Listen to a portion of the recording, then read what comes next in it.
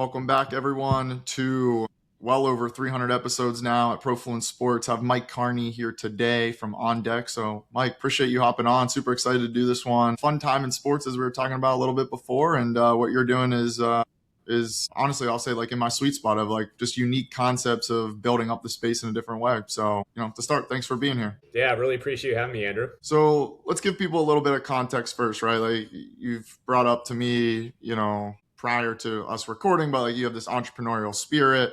Just paint some color to, what were you doing before? Where were you in the space? And then ultimately, what led you to start OnDeck? And then we'll start to, dive around that and all the cool things you're doing there. Yeah, it sounds great.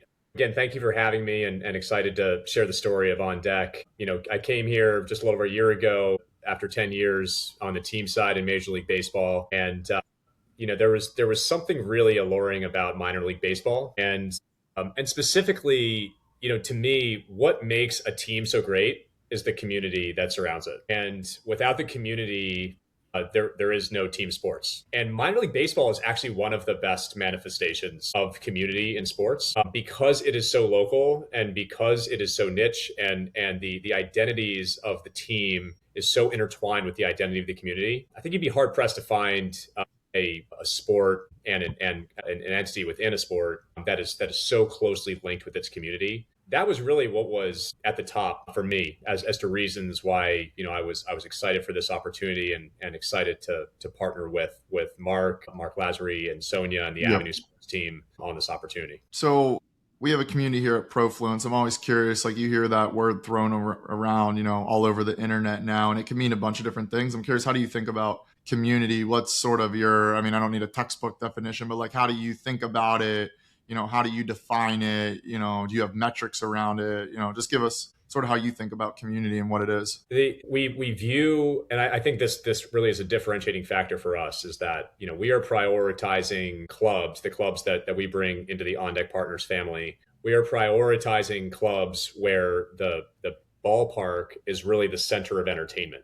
And so the community, to me, what does community mean? Community means that there is a place where people can gather, and the ballpark is one of the best places to be able to do that. You have indoor spaces, you have outdoor spaces, you have picnic tables, you have really whatever you could ask for. And to me, what a community is a place where you can gather and create memories. What better place to do that than a ballpark? Yeah, no, I agree on that. And we've seen the in-person, trends swing back as well over the last couple of years. But I'm curious, how do you think of minor league baseball as a whole? Like what got you guys so excited about that? Just seeing there's so many different ways to play. We'll call sports as the asset class. There's so many different ways to play it now, and people are playing it in a handful of different ways. What led into this strategy of, why minor league baseball and not European soccer clubs or not, rolling up, whatever it is, right? Like what was so key to like, hey, this is or this is there's a good gap in the market here and there's something cool around it. A couple of things were really top of mind for why minor league baseball was so top of mind for us here, both at the Avenue Sports Fund and then ultimately what became OnDeck Partners. And minor league baseball is a 100-plus-year-old brand. So unlike a lot of the kind of newer entities that, sports is becoming more fragmented, there's a lot more options out there today than there was even 2 or 3 years ago. Yeah.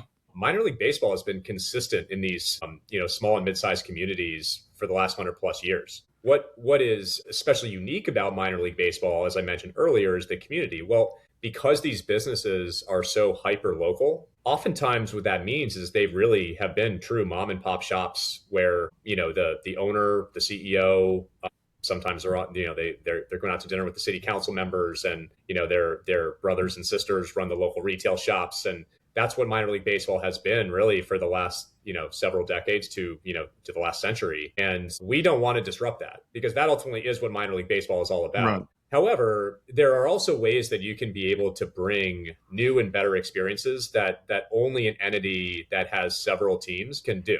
Bringing a touring act, bringing, a concert tour, bringing super regional events, especially in the non-baseball event space. There's a huge opportunity there to activate these ballparks. And again, what that does is it creates a really positive cycle with these local communities that were already strong. You're leaning into these really strong communities and bringing more to them, and that creates an even stronger community. And this is coupled with the fact that now there's more business coming into these small and Right. mid-sized towns with the growth of manufacturing, with other industries that are emerging, data centers and the like. A lot of these small mid-sized towns are really benefiting from that, and the ballpark is going to continue to be that centerpiece of entertainment, and that's one of the main reasons why it's so compelling to us. Yeah, and I'll come back to that in a second, just sort of around the, all the different angles off of just the team or the IP or the community centered around it. But in terms of minor league baseball, like any stats or data around it, like how many teams are there? When you guys looked at the market, like what did you sort of uncover at least from that? Just to paint, some more color too of like how many teams are there? Like I don't think people know. They just know minor league baseball. Like if you could go through even here's the different levels of it. There's Pioneer League, Empire League, like there's these other things. Like, do you guys view those, or is it just under the MLB structure? How many teams, like sort of anything on that, I think will be super helpful as well. Baseball is unique in that it has such a large minor league system. There's 120 teams there, so there's 30 major league clubs, and each club has 4 teams, and so there's 120 in total. These teams, span the country, and you know, uh, are typically in these smaller to mid-sized markets. There are a lot of partner leagues out there. The Pioneer League and the Atlantic League and Frontier League. There are a lot of these other leagues that some of which partner with Major League Baseball on initiatives, and some of them don't. But it just shows how important that baseball is to these towns. Some of the partner leagues, they're in even smaller towns, where there may only be 5, 10, 15,000 people, but they've got a local ballpark that they can go and be able to create memories at. So of the 120, we're looking to stay smaller and more nimble. To us, part of the thesis of OnDeck Partners and part of who I am as a leader is, really making sure that we are active in these communities. And it's really challenging to do that with a 30, 40, 50 team portfolio.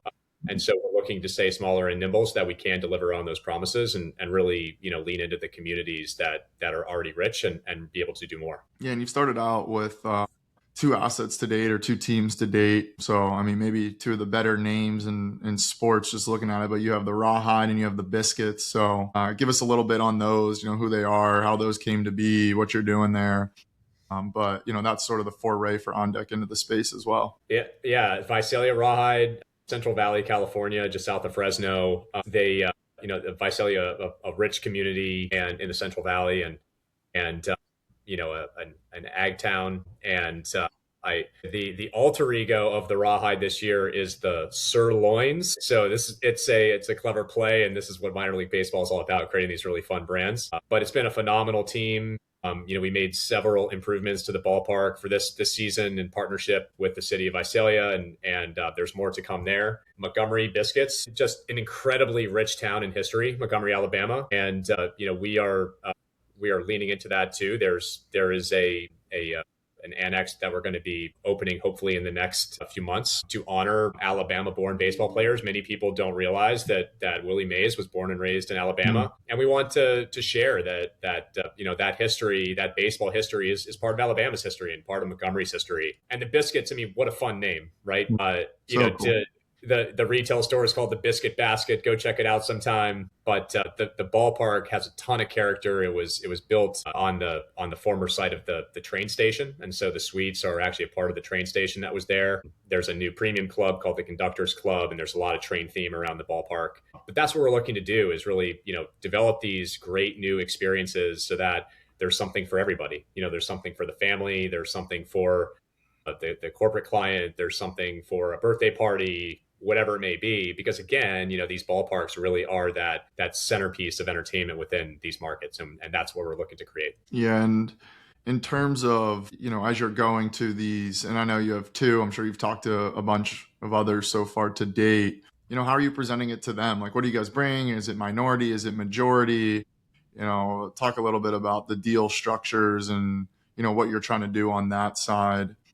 With these, and then often, how you're pitching it back to the community as well, right? Because they're bringing you in. So I'm always curious, sort of how you guys are approaching that or talking about it. It has to be a partnership across all parties, right? And I think where we have created some differentiation in the conversations that I have with the ownership groups is that we're really open to any kind of partnership. It can be a full 100% stake. It can be a minority stake. It can be a commercial relationship. It can be there are any number of ways that you can create a partnership, and why that message resonates with these owners. A lot of times, these owners have owned the teams for 20, 30, sometimes even more longer, and they're looking, a lot of times they're looking for legacy. It's not always financially driven. It's reputational driven, it's legacy driven, and the connections they've created, not just with the community, but with the municipality and the city council and the like. We need to make sure that the message that we are delivering to these ownership groups is that we're sincere in this, is that we are going to maintain and make sure that legacy stays intact for years and decades to come. And we need to deliver on that message. And so, part of the changes that we would put in place at a club need to still stay aligned to what that ownership group had done, but still bring best practices and collaboration and technology, other things that major league teams are doing that is right now pretty absent from minor leagues. Can we bring the major league or the consumer industry's best practices and technologies into minor league baseball while still maintaining the legacy of the ownership groups and maintaining the local brands and community spirit that have been created for decades? That's the line that we walk here, and we need to make sure that we're delivering on both. Yeah, and from as you come in, like, you guys are running a business as well. Like, is this a cash flow play? Is it a, hey, we're going to go build up this equity across a bunch of different clubs and, push that off to some other good partner later on? Or how are you guys thinking about it from the long term as well? These clubs can benefit from investment. There's no doubt. And so that investment will happen in a few ways. We'll be investing in the facility, and we'll be investing in experiences and technology, fan experience and technology, to be able to reach more fans and reach them in better ways and create even stronger brands and built off the strong foundations that have already been built. And that creates, when you create that brand and the community believes in your brand, that creates fans coming to your ballpark and spending on food and beverage and spending on retail and all the other elements that lead to a successful business. We don't have, there isn't one silver bullet that we're looking for in any given team. We're looking at teams that need a little bit more help. We're looking at some teams that are mature businesses and generate strong cash flow. The minor league teams vary a lot in how they look, and that depends on who the ownership group was. That depends on what market they're in. That depends on a lot of things. We're not honing in on any one particular type of team. We're looking at a lot of different types of teams to make sure that we can deliver on our promises to all owners and not just to one particular owner. And do you guys describe yourself, and maybe not, but like there's some form of it, at least to date now with two, like as a multi-club ownership group, or have you drawn inspiration from any other groups, in other sports? Like, I'm just always curious, like, have you looked to any other examples of folks that you think have done it well? Do you think, hey, none of them have done it well, that's why we're going to go put our own spin on it? How are you looking at it as a whole, as you just see more and more, especially now a lot coming into women's sports that are trying to do this? How do you look at that space as a whole? Yeah, first and foremost, we're leveraging all the experience that the Avenue Sports Fund has, and Mark Lazary and all of his experience. That's at our fingertips every day, and I'm talking with them constantly to make sure that the best practices that we're deploying it within our portfolio and are aligned with the other portfolio companies and the sports fund more broadly. But certainly, groups like Fenway Sports, groups like Marquee, and minor league groups. There's a group called Hardball Capital that owns a few clubs locally. There's a lot of examples of very diverse multi-club ownership groups that run the gamut of facility improvements to technology improvements, fan experience improvements, and the beauty of the sports industry. To me, one of the best things about the sports industry actually is just how small and tight knit the community is within the sports executives and team ownership groups. No one is ever afraid or and is always willing to hop on the phone and say, hey, I'm dealing with this challenge, because there are very few challenges in sports, maybe with the exception of how AI is going to be deployed. But outside of that, there's very few challenges that haven't been addressed by someone in some sport at some team. And so leveraging your network is the best way to be able to get those best practices. And then we can then deploy those to our teams. Yeah. And obviously OnDeck's a pun of baseball. You guys state you're a baseball holding company. Do you have plans in the future to do any others, or any others that just even interest you? Or is it purely, hey, let's just go baseball, and that's the foreseeable future? I think that the priority certainly right now is baseball. We are absolutely looking at other, similarly structured businesses to minor league baseball and what could be, a natural offshoot of that. I think hockey has a lot of, Hmm. commonalities with minor league baseball. There's some differences certainly too, but we're certainly looking at all kinds of opportunities that could go beyond minor league baseball. But we recognize that we've only been announced for the last 6 months, right? So Right. we have room to grow. We need to make sure that the teams that we have committed to today, our first two teams in Visalia and Montgomery, that we are honoring our commitments to those teams, and we want to make sure that we're not taking too much at the outset. But as we continue to grow and learn, then I think you'll see us get into other sports as well. Yeah, and you brought up hockey. Any others that have just interesting? There's only so many sports that have minor league type infrastructure that are separately owned or at least can have other ownership groups. I'm just curious more on that space as a whole as you look at it, how it's going to evolve, develop, because I'm sure you're keeping a close eye on all of those as well. Where even what you guys are doing, is a fairly new concept, right? Where that hasn't always been allowed. Like any high level trends on just like minor leagues as a whole or multi club ownership as a whole. No, we really haven't spent a whole lot of time on it. We've just been really busy with getting Yeah. our clubs on board. And even, any conversation that we have is all really preliminary. I think that there is I would say a general consensus that there is going to continue to be a growth in these smaller and mid-sized markets because everyone is just loving all the sports activity that are in these markets. And so hockey is just naturally oftentimes placed next to the ballpark, or at least within the Mm. vicinity of it. As far as other sports, some minor league ballparks have soccer at their stadiums, at their ballparks.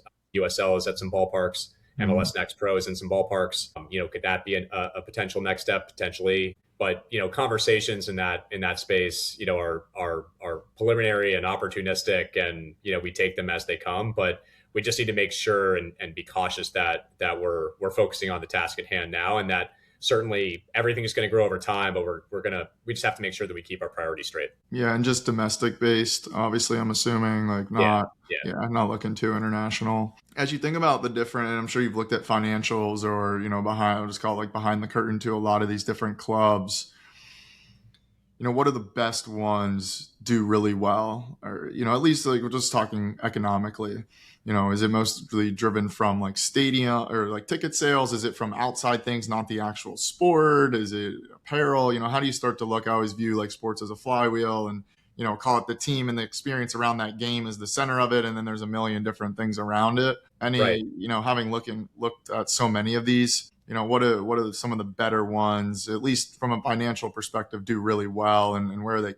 capitalizing on, which is, I'm sure, what you're trying to implement a lot of. One of the biggest differences between Major League Baseball teams and minor league baseball teams are ticket prices. And Major League Baseball teams, as I experienced many years in team side of Major League Baseball, you really make your money on the ticket, at least from a consumer perspective. Certainly sponsorship Yeah. drives a lot of revenue as well. In minor league baseball, you really kind of flip the model on its head. Major League Baseball, this is obviously changing quite a bit, but media rights and the values that come from that historically has been a major revenue stream for Major League Baseball teams. That's changing. For minor league baseball, though, media rights has never really been at play. We are on TV, we are on streaming with Major League Baseball, MILB.TV. But certainly the viewership that minor league baseball teams get isn't anywhere close to what the viewership of a Major League Baseball team is. And so it's not monetized in the same way. I think what's really unique about minor league baseball is that the diversification of the revenue across ticketing and sponsorship and food and beverage merchandise and non-baseball events is just that. It's distributed. And so you're not relying on any one particular revenue stream, like in the case of Major League Baseball teams, media rights, right, to drive the P&L. You have a lot of different ways to be able to drive the P&L in minor league baseball. And I think that's really interesting. Low ticket prices has been a core tenet of minor league baseball for decades. And we're not looking to change that. However, there is an experience for everybody. And so there are ways that you can deliver a premium experience, while still maintaining the minor league baseball brand. Yeah. And that's really, if we're really doing our job, we're meeting all of the fans, whether that's a premium fan or a family, or a college student. We're meeting them where they are. Yeah, and just across sports as a whole, we've seen a lot of alternative concepts come to play. You look at soccer, you got Ballers League and King League. You go to basketball, you have the 3-on-3s and, a bunch of different concepts there. Baseball, we saw Savannah Bananas come up. How are you viewing sort of the end consumer, like as those needs change a little bit? You talked about, hey, there's premium or college student, like seeing changes in consumer behaviors and habits. And, how are you guys thinking about that? And, anything you're doing on that front? Absolutely. That really falls to us in the category of how are you activating the ballpark when baseball games aren't being played there. It's no secret that a concert goer at any venue is oftentimes a very different consumer than the sports goer, the sports fan, and we're looking to not only lean into that, but make sure that we have many different and diverse kinds of events at these ballparks. That might be a rock concert, that might be a Latin concert, and that's going to deliver to two very different customers. Rodeos and light shows and drone shows, and I could go on for a long time about all the different kinds of events that have been done at ballparks, but they really have not been in minor league ballparks, at least in any kind of substantive scale. And that's really how you can deliver to multiple types of consumers, and not just the baseball consumer. And so that's where you really see the change in how these venues are activated. We are successful when we are activating the entire community, not just a portion of the community, not just the baseball fan in the community. That's how we're successful. And frankly, that's how also we're going to be able to add value to these communities, because we as OnDeck simply have more scale to be able to do that. Right. And we can get more and bigger events. That's really how you can make the community super successful. Yeah, sort of a shared service model is a lot of the benefit of you guys, right? Or even the learnings between them. Right. And then obviously having spent a lot of time at the MLB and now coming down more into minor league, give people a sense of, the organizations as a whole. Like, who are the, like, a major league team's going to have a lot more people involved to run that organization versus a minor league. I mean, we don't need a full org tree breakdown, but I'm just curious, like, the differences, where there's gaps, like where you have to lean on things more in the minor league. Like, what do those look like, just for people that don't truly understand, like, who are you selling into on a major league team versus a minor league? Like, just for also some of the founders, so they understand how major league teams work versus like minor league teams. It is truly impressive. I encourage any one of your listeners who has not been to a minor league baseball game to go to a minor league baseball game. You're probably within 10, 20 miles of a minor league baseball ballpark, because what these minor league staffs do is truly incredible. Some of these teams have 10 people on their team, and they're running a 66, 70, 75 game season, plus concerts, plus events, plus everything else. I mean, you're activating these ballparks 100, 150 games a year or days a year. And, the same person, who is, mowing the lawn is pulling the tarp and running the concession stand. And there's a hustle and a passion within the staff. That I think you'd be hard pressed to find a lot of this, throughout the country, that have so many demands on them as minor league baseball staffs do. And frankly, what we're trying to do is offload some of that. How can we create scale and some shared service at a level where, you're not just hustling every day to make sure that the event is run on time and well for the fans. And you can focus strategically on how to grow these businesses and do more for your communities. You don't actually need to do that much different to how they're running the teams today. We're just looking to take things off their plate so they really can think strategically and teach us how their communities operate and what their likes and dislikes are, and really take a step back and say, hey, like this is how I want to spend my time. And so we're not just always hustling. That to me, that's the challenge right now with minor league baseball, is with these 10 and 20 person staffs.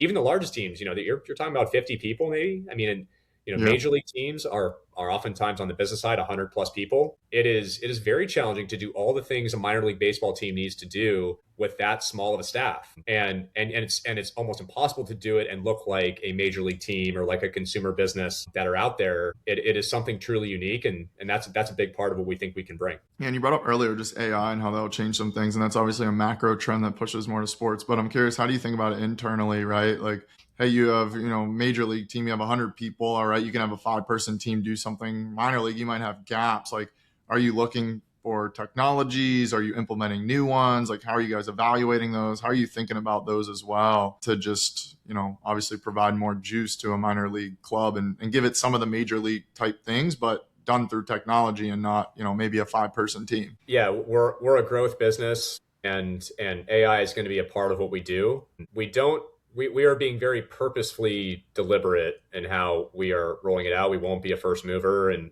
how we're using AI. And the reason for that is really simply to make sure that we are not disrupting the great community environment that these minor league teams have created and built. And so that's going to be whatever we deploy cannot disrupt that. Yeah. And so we are working now with our clubs, first our clubs, and then ultimately the fans. We will try things out over the course of the next 12 months or so. I don't know if it'll be this season. It'll probably be next season. But anything we do is geared around making our staff's lives easier and making our fans' lives better. Yeah. And they're getting more out of their experience at the ballpark. And our staff can do more to deliver to our fans and our community. If we're not doing that, then we're not deploying it in the right way. So that just takes time to figure out. And you want to make sure you have enough voices at the table to make sure that anything you do isn't going to be done with a false start. So right. More to come on that. Yeah. So that was going to be my next, but it sounds like you guys are in the process of it. But any particular things that technology will do or you foresee it doing? Yeah. I think workflow management is a great opportunity.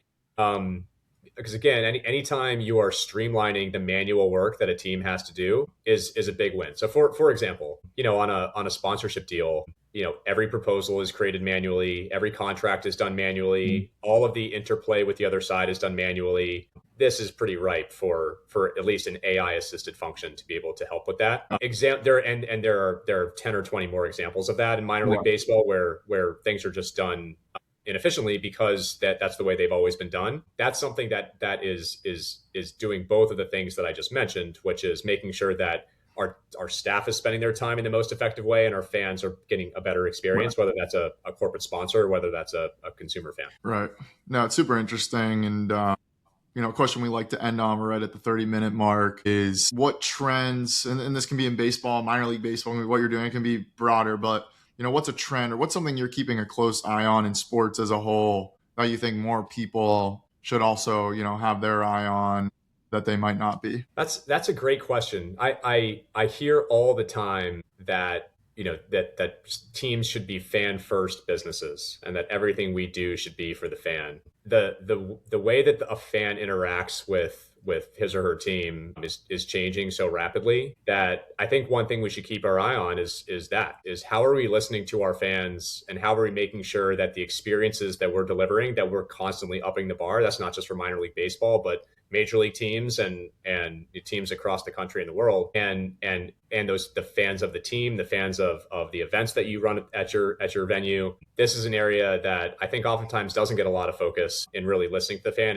and consumer fan surveys or whatever it may be to make sure that the improvements that you're doing are really what your fans want. That may seem pretty basic. I think AI is probably the easiest answer there, but it's not just AI, because it's how would you actually activate that to make the fan experience better? That I think is that's something that I think hasn't gotten enough attention. I think is gonna the fans are gonna require it if they're gonna keep spending money at your venue. It's really interesting. Like the tech can do things, but I often say like AI doesn't have taste. Right. And so you need to be able to, put the taste into it, and that evolves and changes over time because, humans aren't linear like technology. Well, I guess technology is exponential, but it's not as linear as a human being. So yeah, no, that's super interesting. So, one more question just in terms of, you guys are, what'd you say, 6 months into this, another year in, like what should we expect? Where do you think OnDeck's going to be? What's the goal?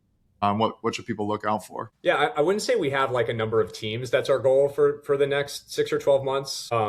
I think there's a lot of interest in our platform overall. I think, what does success look like for us in the next 6 to 12 months is really understanding not only how we're delivering for the teams that we are the stewards of, but how are we delivering for the teams that we're not the stewards of? And I think that's where I think it's going to require more thought and strategy from our side to think about that. But to me, in 12 months, if you're asking minor league owners, minor league baseball owners, hey, what's your interaction with OnDeck Partners? I would hope that there's many owners that would say positive things about us that go beyond just the ownership of the team. No, it's yeah, it seems like a good way to think about it. Where can people learn more? What's website?